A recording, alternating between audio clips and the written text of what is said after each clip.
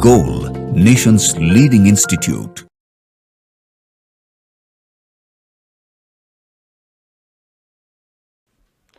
Hello dear students, I am Shailesh Jha, chemistry faculty in Goal Institute, Patna. Today we will see organic chemistry part of spot test 5. Okay.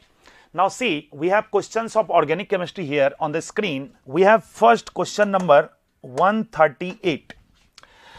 138 एक आसान सा question है. क्या हमसे पूछ रहा है इसमें, जरा सा ध्यान देंगे. कहता है इन द ऑर्गेनिक कंपाउंड, एक कंपाउंड आपको दिया हुआ है. द पेयर ऑफ, ये कंपाउंड में the pair of hybridized orbitals involved in C2C3 bond. Student, C2C3 bond में कौन सा हाइब्रिडाइज्ड ऑर्बिटल इन्वॉल्व हुआ है, ये हमसे पूछा गया है. ठीक है स्टूडेंट्स. अब चलो इस कंपाउंड को देखो तो राइट साइड से एक नंबर पे ट्रिपल बॉन्ड है, लेफ्ट साइड से एक नंबर पे डबल बॉन्ड है. तो स्टूडेंट नंबरिंग जो करोगे, नंबर तो करके दिया नहीं, तो नंबरिंग किधर से करोगे, लेफ्ट साइड से करोगे. तो ये हो गया 1, ये हो गया 2, ये 3, 4, 5, 6. तुमसे क्या पूछा, C2C3 बॉन्ड कैसे बना है.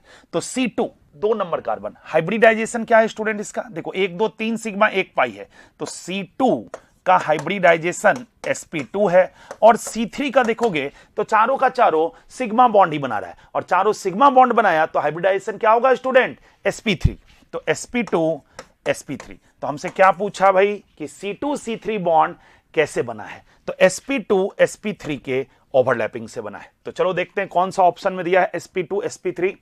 तो करेक्ट आंसर है third option sp2 sp3. Clear है स्टूडेंट क्वेश्चन. ओके, चलिए बढ़ते हैं आगे नेक्स्ट क्वेश्चन की तरफ.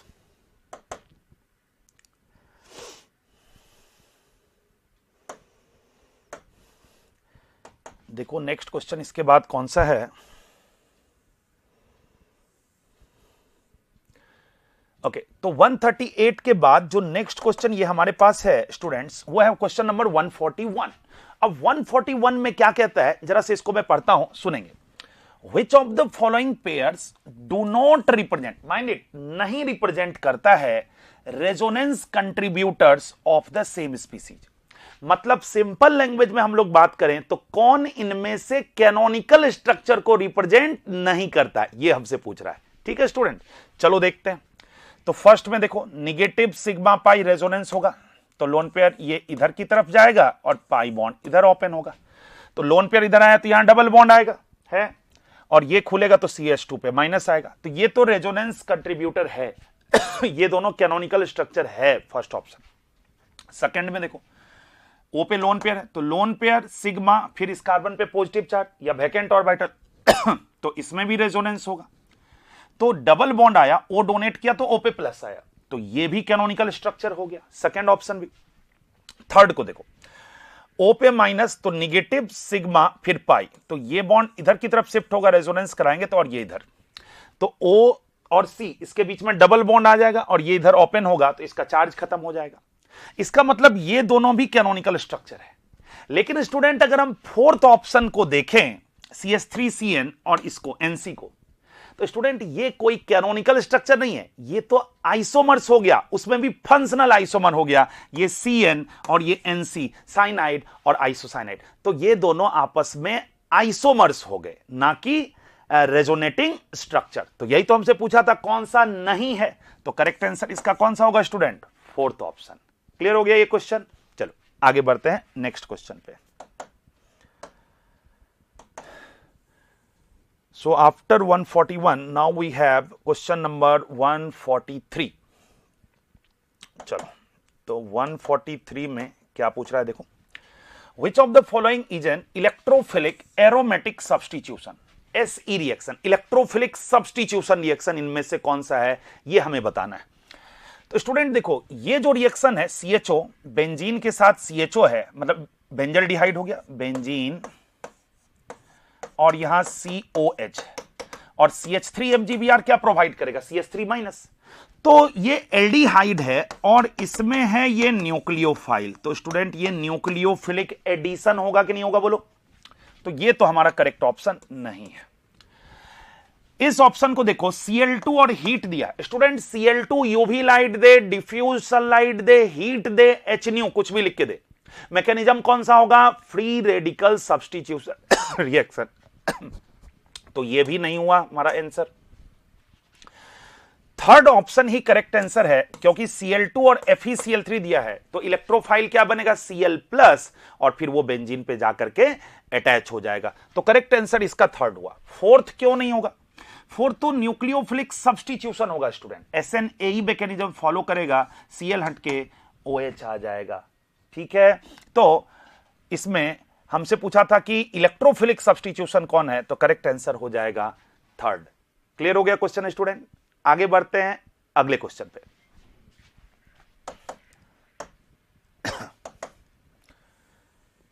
तो चलो इसके बाद देखते हैं नेक्स्ट क्वेश्चन कौन। देखो नेक्स्ट क्वेश्चन आ गया अब हमारे पास 146 सॉल्व करते हैं।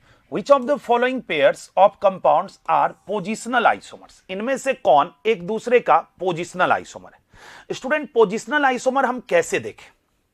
पोजिशनल आइसोमर देखने के लिए पेरेंट चेन का लेंथ सेम होना चाहिए और उस पे ग्रुप का पोजीशन अलग अलग होना चाहिए, तब वो कैसा आइसोमर होगा? पोजिशनल। तो इसमें ऑप्शन से देखना पड़ेगा हमें। तो चलो फर्स्ट ऑप्शन है isobutyl alcohol and tertiary butyl alcohol. तो बनाना पड़ेगा स्ट्रक्चर। आइसोब्यूटाइल कैसे बनाओगे स्टूडेंट्स? आइसो के लिए पहले इस तरह से बनाना पड़ेगा, 1 2 3 एक कार्बन और लगा दो, तो ये हुआ आइसोब्यूटाइल, खाली वैलेंसी छोड़ दे ग्रुप हो गया, और OH लगा दो तो ये क्या हो गया स्टूडेंट? Isobutyl alcohol. और साथ में दिया है टर्सरी ब्यूटाइल अल्कोहल। तो टर्सरी ब्यूटाइल बनाने के लिए तुम C से 3 CH3 लगा दो, ये हो गया टर्सरी ब्यूटाइल, और OH लगा दो तो हो गया टर्सरी ब्यूटाइल अल्कोहल। ठीक है स्टूडेंट, अब देखो इसमें पेरेंट चेन कितने का बन रहा है? तो 1 2 3 3 का पेरेंट चेन बना, और इसमें भी 1 2 और 3 3 का पेरेंट चेन बना कि नहीं बना? इसमें 2 नंबर पे मिथाइल है, इसमें भी 2 नंबर पे मिथाइल है, ये तो कॉमन है। डिफरेंस देखना, इसमें OH ग्रुप 1 पे है और इसमें OH ग्रुप 2 पे है। पेरेंट चेन का लेंथ सेम, इसमें OH ग्रुप पोजीशन नंबर 1 पे है और इसमें पोजीशन नंबर 2 पे है।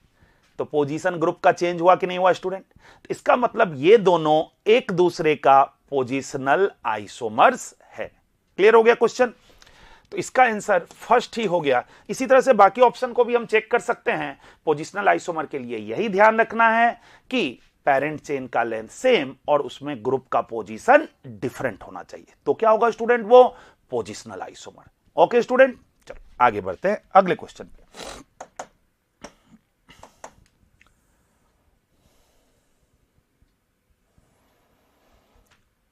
नेक्स्ट क्वेश्चन हमारे पास अब है क्वेश्चन नंबर 149। देखो क्वेश्चन नंबर 149 में क्या कह रहा है? बेंजीन दिया है, फिर reagent A, reagent B, finally benzoic acid बनाया।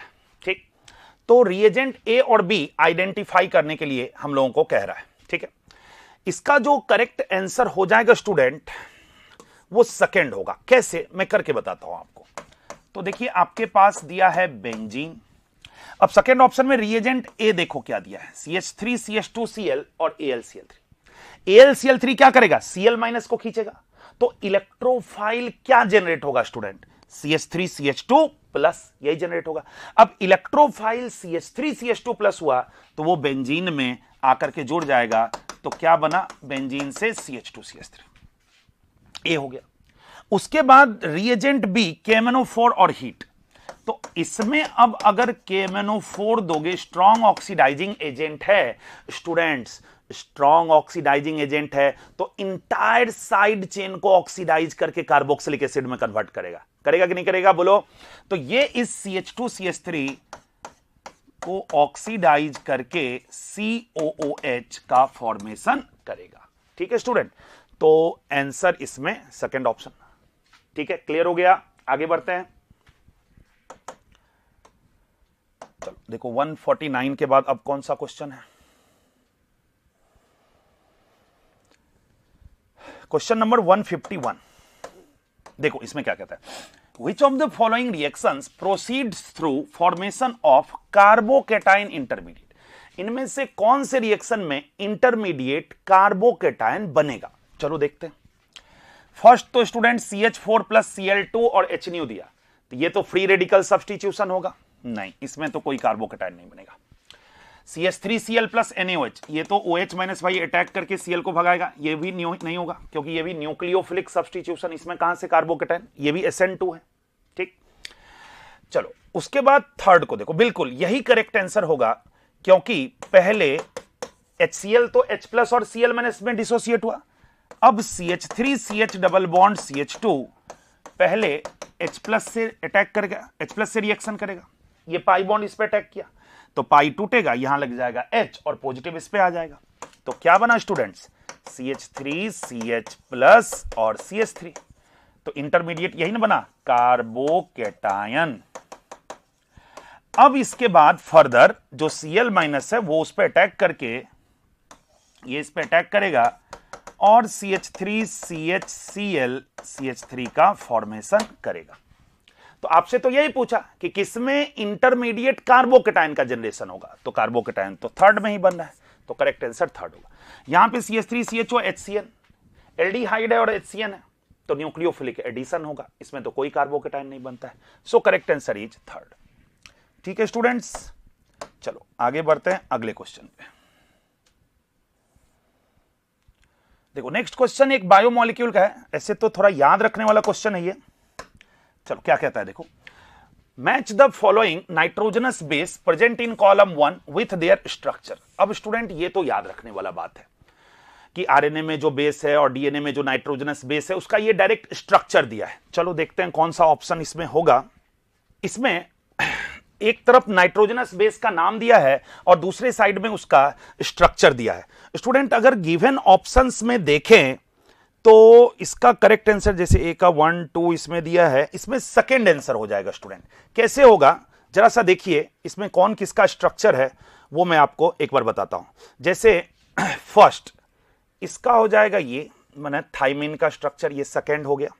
ठीक है, एडेनिन में 2 रिंग होता है तो एडेनिन का ये हो गया। ठीक है, उसके बाद साइटोसिन का ये हो गया फोर्थ।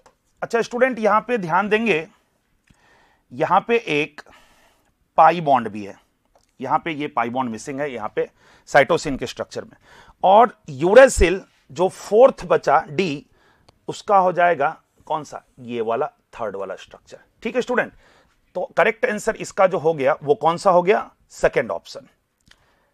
क्लियर हो गया।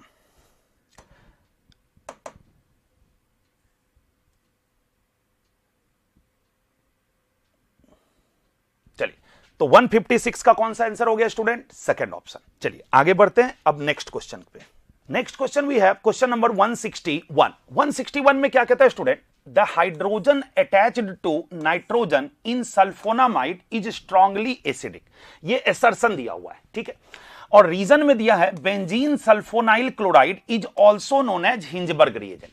स्टूडेंट रीजन तो बिल्कुल करेक्ट है, आपको पता है ये होता है बेंजीन सल्फोनाइल क्लोराइड। ठीक है, PHSO2Cl, और इसी को हम हिंजबर्ग रिएजेंट कहते हैं। इसी को क्या कहते हैं स्टूडेंट, हिंजबर्ग रिएजेंट। तो ये रीजन तो बिल्कुल करेक्ट हो गया। असर्शन में क्या कहता है उसको देखो, सल्फोनामाइड कैसे बनाओगे तुम, इसमें मान लो हम प्राइमरी एमाइन RNH2 का अटैक कराते हैं। ठीक, तो N का लोन पेयर इस पे अटैक किया, SO को ओपन किया, रिटर्न करके Cl को भगा दिया, तो यहां से जो प्रोडक्ट बना वो कुछ इस तरह का बनेगा, S double bond O NHR। यही जो बनाना स्टूडेंट, इसी को कहते हैं N एल्काइल, N पे एल्काइल हो गया, और सल्फोनामाइड, ये क्या हुआ स्टूडेंट, N एल्काइल सल्फोनामाइड। अब इसमें जो ये हाइड्रोजन है ना, ऑब्वियसली ये हाईली एसिडिक होगा, ये हाईली एसिडिक होगा। हाईली एसिडिक क्यों होगा, इसका कंजुगेट बेस अगर बनाओगे तो H प्लस हटाओगे तो यहां क्या आएगा, माइनस। अब देखो negative sigma pi, resonance stabilize होगा दोनों साइड से, इस कारण से ये हाईली एसिडिक होता है। तो यही इसमें कह रहा है कि hydrogen attach to nitrogen in sulphonamide is strongly acidic. ये बिल्कुल असर्शन करेक्ट है, और रीजन में कहता है कि बेंजीन सल्फोनाइल क्लोराइड को हिंजबर्ग रिएजेंट कहते हैं, ये भी करेक्ट है। लेकिन स्टूडेंट ये रीजन जो है असर्शन का कोई एक्सप्लेनेशन नहीं है, दोनों इंडिविजुअल स्टेटमेंट करेक्ट है, वो उसका एक करेक्ट एक्सप्लेनेशन नहीं है। तो कौन सा आंसर हो जाएगा स्टूडेंट, देखो both assertion and reason are correct, but reason is not correct explanation of assertion. मतलब करेक्ट आंसर इसमें फर्स्ट ऑप्शन होगा क्वेश्चन 161 का 1। क्लियर है स्टूडेंट?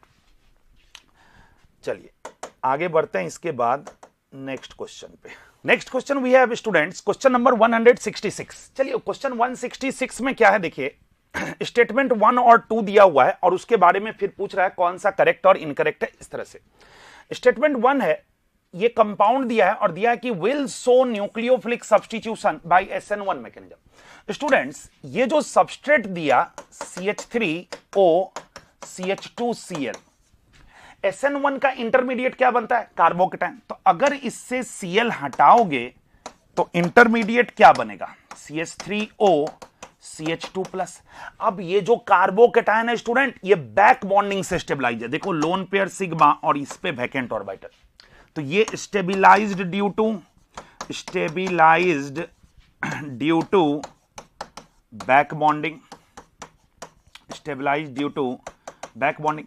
तो ये कार्बोकेटायन बहुत ज्यादा स्टेबल है, तो SN1 होगा, SN1 आसानी से देगा। इसका मतलब स्टेटमेंट 1 बिल्कुल करेक्ट है। अब स्टेटमेंट 2 को देखो स्टूडेंट, ये एक हेलाइट दिया है, will not undergo nucleophilic substitution via SN2 mechanism easily. Student ये Cl जिससे लगा, ये अल्फा ये बीटा, बीटा एल्काइल ब्रांचिंग हो गया। बीटा पोजीशन पे भी स्टेरिक हिंड्रेंस बहुत ज्यादा होने से SN2 नहीं देता है, तो ये बीटा एल्काइल ब्रांचिंग है और ये इनफैक्ट SN2 बिल्कुल ही नहीं देगा। बीटा एल्काइल ब्रांचिंग SN2 की रिएक्टिविटी को घटाता है और SN1 की रिएक्टिविटी को बढ़ाता है। तो अगर इसको देना भी होगा तो ये SN1 देगा, ना कि SN2। इस चीज को जरूर ध्यान रखेंगे। Beta alkyl branching decreases SN2 but increases SN1 reactivity. Clear है स्टूडेंट? तो ये स्टेटमेंट जो हो गया कि लिखा will not undergo nucleophilic substitution via SN2 easily, ये करेक्ट स्टेटमेंट है। इसका मतलब both statement 1 and 2 are correct. देखो 1 and 2 both are correct. Correct answer क्या हो गया 166 का? First option. क्लियर हो गया स्टूडेंट? चलो आगे बढ़ते हैं।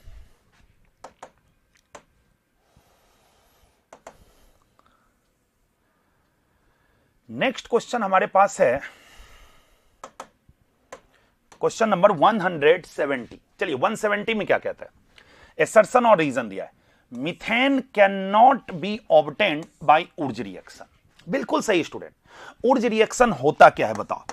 RX एल्काइल हैलाइड, इसमें क्या देते हैं student? Sodium in presence of dry ether, तो प्रोडक्ट क्या बनता है? R single bond R, alkane का फॉर्मेशन होता है। यही होता है उर्ज रिएक्शन। अब सोचो सबसे छोटा एल्काइल हैलाइड तुम क्या ले सकते हो? CH3X लोगे कि नहीं? अब इससे जो एल्केन बनेगा वो क्या बनेगा? CH3CH3। तो सबसे छोटा तो स्टूडेंट यही ना तुम एल्केन बना सकते हो। मीथेन कैसे बनाएंगे इससे? क्लियर हो रहा है बात? तो क्वेश्चन में वही कहता है methane can not be obtained by Urja reaction, तो ये करेक्ट हो गया। सेकेंड स्टेटमेंट में है इसका reason, Wurtz reaction generally leads to formation of symmetrical alkane having even number of carbon atom. ये भी बिल्कुल सही है। उर्ज रिएक्शन से जनरली कैसा एल्केन बनाते हैं? इवन नंबर का सिमेट्रिकल। जैसे RX है तो एल्केन क्या बनाओगे? RR, तो सिमेट्रिकल हुआ ना, आधा आधा काट सकते हैं ना, ठीक है।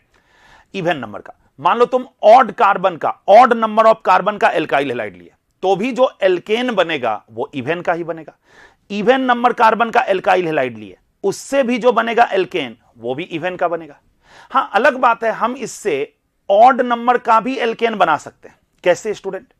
जैसे मान लो मैं लिया CH3Cl और C2H5Cl, सोडियम ड्राईथर, तो CH3Cl के कारण बनेगा इथेन, C2H5Cl के कारण ब्यूटेन, लेकिन इन दोनों से जो बनेगा प्रोपेन, वही मेजर प्रोडक्ट होगा, क्रॉस प्रोडक्ट। तो प्रोपेन बना तो 3 कार्बन का बना कि नहीं बना? लेकिन इसमें क्या दिया है? Wurtz reaction generally leads to formation of symmetrical alkane even number carbon. बिल्कुल सही मानेंगे हम इसको। क्लियर है स्टूडेंट? अब देखो इसका रीजन करेक्ट है कि नहीं? बिल्कुल करेक्ट है। कहता है मीथेन उर्ज रिएक्शन से नहीं बनाया जा सकता है। क्यों? क्योंकि उर्ज रिएक्शन से generally symmetrical alkane even number का बनाते हैं। तो ये एसर्शन भी ट्रू होगा, रीजन भी ट्रू होगा, और ये रीजन इस एसर्शन का करेक्ट एक्सप्लेनेशन होगा। चलो ऐसा ऑप्शन देखो, both assertion and reason are correct and reason is the correct explanation of assertion. इसका करेक्ट आंसर क्या हो जाएगा स्टूडेंट? Second option. क्लियर हो गया ये क्वेश्चन? चलिए, सिंपल सा क्वेश्चन था ये हाइड्रोकार्बन का। आगे बढ़ते हैं अब अगले क्वेश्चन पे।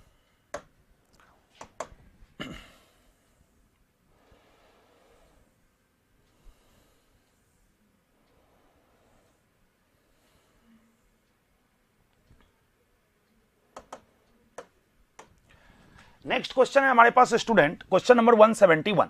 क्या कहता है इसमें, जरा देखना।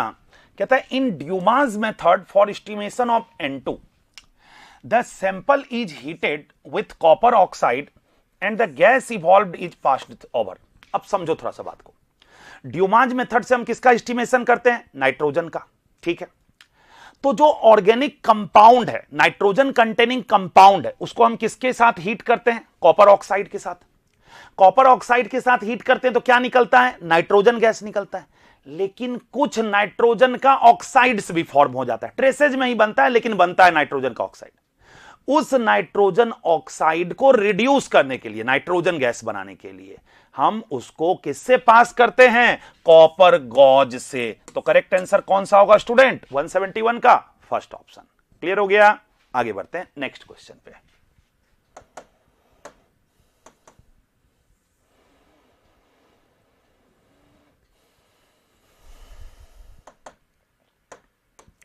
नेक्स्ट क्वेश्चन स्टूडेंट्स हमारे पास है क्वेश्चन नंबर 172। देखो इसमें क्या कहता है। Choose the correct statement about Williamson ether synthesis. Williamson synthesis के बारे में करेक्ट स्टेटमेंट कौन सा है, ये हमसे पूछा है। समझो, it is an important laboratory method of preparation of symmetrical and unsymmetrical ether. बिल्कुल, हम विलियमसन सिंथेसिस से सिमेट्रिकल ईथर भी बना सकते हैं और अनसिमेट्रिकल ईथर भी बना सकते हैं। मतलब कहने का, विलियमसन सिंथेसिस में होता क्या है? RO माइनस एल्कोक्साइड लेते हैं और इसका रिएक्शन एल्काइल हैलाइड से कराते हैं। तो ये इस कार्बन पे अटैक करता है, X को भगा देगा, तो प्रोडक्ट क्या बनता है? ROR-। अब समझो, अगर तुम R- और R सेम लो तो सिमेट्रिकल ईथर बनेगा, और R और R- अलग अलग लो तो अनसिमेट्रिकल ईथर बनेगा। मतलब विलियमसन सिंथेसिस से हम सिमेट्रिकल और अनसिमेट्रिकल दोनों तरह का ईथर प्रिपेयर कर सकते हैं। तो ये तो करेक्ट स्टेटमेंट हुआ। सेकंड पढ़ो, ethers containing substituted alkyl group secondary और tertiary may also be prepared by this method. ये भी स्टूडेंट सही है। कैसे?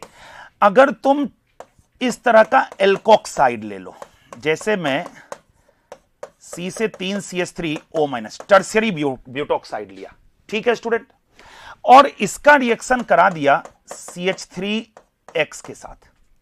देखो, टर्शियरी ब्यूटोक्साइड रहता है तो मेनली टेंडेंसी एलिमिनेशन का होता है, लेकिन स्टूडेंट अभी CH3X है, एलिमिनेशन का कोई ऑप्शन ही नहीं है। SN2 होगा, और SN2 होगा तो ये CH3 पे अटैक करके X को भगाएगा, और इससे प्रोडक्ट क्या बना? तो C से CH3 CH3 CH3 O CH3। अब क्या था ऑप्शन में पढ़ो, ethers containing substituted alkyl group. इस ईथर में देखो टर्सरी एल्काइल है कि नहीं? मे also be prepared by this method. तो ये भी सही हो गया, बिल्कुल बना सकते हैं हम ऐसा। फिर कहता है the reaction involve SN2 attack by an alkoxide on primary alkyl halide. हां, ये भी सही है। मेनली तो हमें प्राइमरी एल्काइल हैलाइड ही लेना चाहिए ना, क्योंकि सेकेंडरी में एलिमिनेशन वाला भी प्रोडक्ट बनेगा। सेकेंडरी में दोनों बनेगा, एलिमिनेशन वाला भी और न्यूक्लियोफिलिक सब्स्टिट्यूशन वाला भी। और टर्सरी में तो E2 होगा। अगर हम टर्सरी एल्काइल हैलाइड ले लें तब तो E2 होगा, तब तो विलियमसन सिंथेसिस होगा ही नहीं। फिर से समझो, टर्सरी एल्काइल हैलाइड लें तो उसमें विलियमसन सिंथेसिस कैसे हो सकता है? वहां तो बेस देंगे तो E2 होने लगेगा। समझ में आ रहा है बात? इसलिए हम लोग प्राइमरी एल्काइल हैलाइड मेनली लेते हैं। ठीक, तो the reaction involves SN2 attack by an alkoxide on primary alkyl halide. ये भी सही हो गया। Better result is obtained if alkyl halide is primary. बिल्कुल, अभी बात किए थे कि प्राइमरी एल्काइल हैलाइड होना चाहिए, आसानी से रिएक्शन होगा। ठीक, तो इसका मतलब 1 2 3 4 सारा ही करेक्ट है। तो देखो किसमें दिया है 1 2 3 एंड 4। तो ये देखो थर्ड ऑप्शन 1 2 3 एंड 4। तो 172 का करेक्ट आंसर हो गया थर्ड। क्लियर है स्टूडेंट्स? आगे बढ़ते हैं नेक्स्ट क्वेश्चन पे।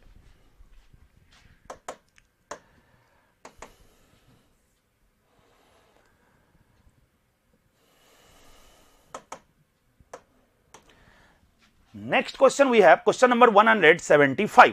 देखिए इसमें क्या है, rank from the most stabilized to least stabilized the following free radicals according to their stabilization energy. मतलब सीधा सा बात स्टूडेंट, तुम्हें इन फ्री रेडिकल्स को इसकी स्टेबिलिटी के ऑर्डर में अरेंज कर देना है। सिंपल सा बात स्टूडेंट्स, फ्री रेडिकल का स्टेबिलिटी कार्बोकेटायन से डिफरेंट होता है। तुम याद करो कार्बोकेटायन में क्या पढ़ते हो, सबसे ज्यादा टर्सरी, उसके बाद बेंजाइलिक, एलाइलिक और 2 डिग्री का ऑलमोस्ट इक्वल, फिर 1 डिग्री कार्बोकेटायन, फिर CH3+, फिर वाइनाइलिक, इस तरह से पढ़ते हो। लेकिन फ्री रेडिकल में स्टूडेंट अगर रेजोनेंस से स्टेबिलिटी मिल रहा है तो वो हाइपर कंजुगेशन वाले से हमेशा ज्यादा स्टेबल होगा। मतलब अगर एक फ्री रेडिकल को रेजोनेंस से स्टेबिलिटी मिल रही है और दूसरे को हाइपर कंजुगेशन से, तो ऑब्वियसली रेजोनेंस वाला ज्यादा स्टेबल होगा।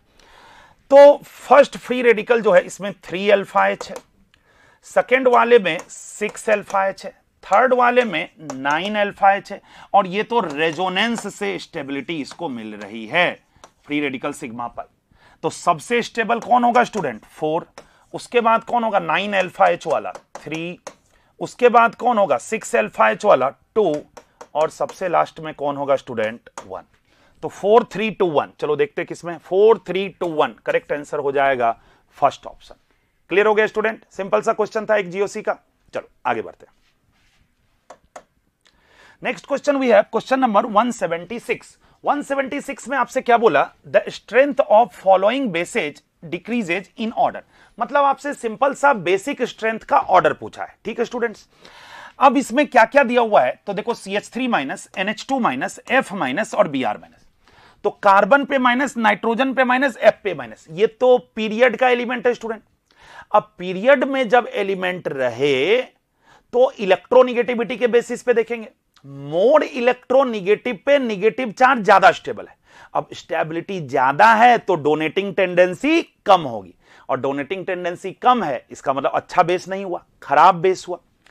तो देखो C पे माइनस, N पे माइनस, F पे माइनस, सबसे स्टेबल कौन होगा F पे माइनस, तो सबसे कम डोनेट करेगा, तो सबसे खराब बेस तो उस हिसाब से इन तीनों में ये हो गया। उससे अच्छा कौन होगा NH2-, उससे अच्छा कौन होगा CH3-।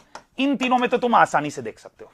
ठीक है, सबसे ज्यादा F पे माइनस स्टेबल है तो कम देगा, उसके बाद N पे माइनस स्टेबल है, उसके बाद कार्बन पे माइनस। अच्छा ये Br-, ये पीरियड का नहीं, ये नीचे चले आओ, ग्रुप का हो गया। ठीक है, तो ग्रुप में तो ऊपर जो है उसका साइज स्मॉल होता है, जैसे F-, Cl-, Br-। इन तीनों में देखो, समझो बात को, F-, Cl-, Br-, ग्रुप में है, साइज से देखेंगे F- का साइज स्मॉल है तो इंटर इलेक्ट्रॉनिक रिपल्सन होगा ज्यादा, तो डोनेटिंग टेंडेंसी ज्यादा, मतलब Br- का सबसे लास्ट में हो जाएगा। ठीक है, तो सबसे लास्ट में किसका हो गया Br-। तो देखो CH3-, NH2-, F-, Br-, मतलब 4 सबसे ज्यादा कौन सा हो गया 4, फिर 3 के बाद हो गया 2 के बाद हो गया 1, तो 4 3 2 1 फर्स्ट ऑप्शन है।